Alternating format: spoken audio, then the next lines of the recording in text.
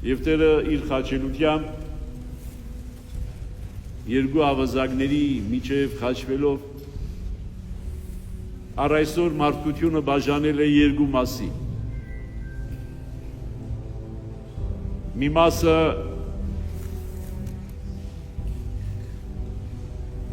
անմիտ ավազակի պես պահանջներ է ներկայացնում Աստծուն, ազատիր քեզ եւ մեզ։ Մեզանից շատերը նույն վիճակում են։ Մեր հարաբերությունը շատ հաճախ մենք Աստծու հետ այդ հարաբերության մեջ ենք տեսնում։ Հավատում ենք Աստծուն եւ երկրպագում ենք իրեն շահադիտական նպատակներով, բայց հենց մատներս փուշ է մտնում, պատրաստ ենք հրաժարվել Աստծուց։ Այդ հոգեբանությամբ ենք հաճախ մոտենում Տիրոջը։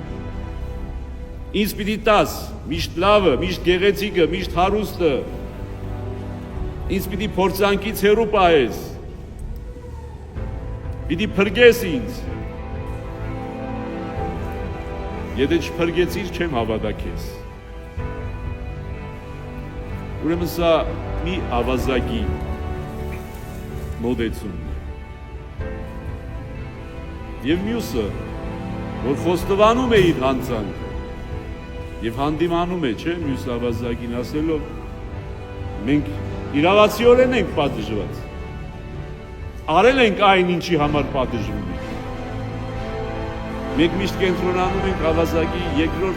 ասածի երկրորդ մասի վրա, երբ որ ասում է Տիրոջը հիշիր ինձ, երբ որ կգաս քո արքայությամբ, բայց մինչ այդ խոստովանում է ավազակը, որ ինքը արժանի է այն պատժին, ինչը որ կրում է։ Մյուս ավազակը այդ զղջումը չի արտահայտում։ Ուրեմն ինչից է, ինչ կարող ենք եզրակացնել, որ Աստծո նկատմամբ ճիշտ վերաբերմունքը բխում է զղջումից։ Եթե չունենք զղջում, եթե մեզ մեղավոր չենք տեսնում, չենք էլ կարող ճիշտ հարաբերության մեջ լինել, այլ պահանջատեր պիտի լինենք։ Եթե անմեղ եմ, փրկիր ինձ, անի որ անմեղ եմ, փրկիր ինձ։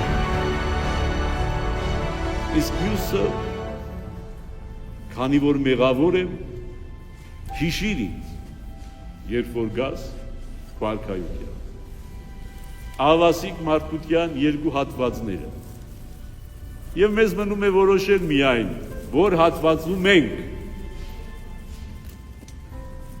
Մարդկայնորեն թվում է, թե առաջին հատվածում լինելը շատ ինքնավստահ մարդուկեցվածք է, ինքնասիրություն ունեցող, հավասարն հավասարի է խոսում Աստծո հետ, պահանջում է, պահանջատեր է, իսկ մյուսը խոնար, հասկանում է իր մեղավորություն, արժանի է համարում այն վիճակը, որի մեջ է, չի ասում ինչի համար, ինչու, այլ ասում է, այո, արժանի եմ,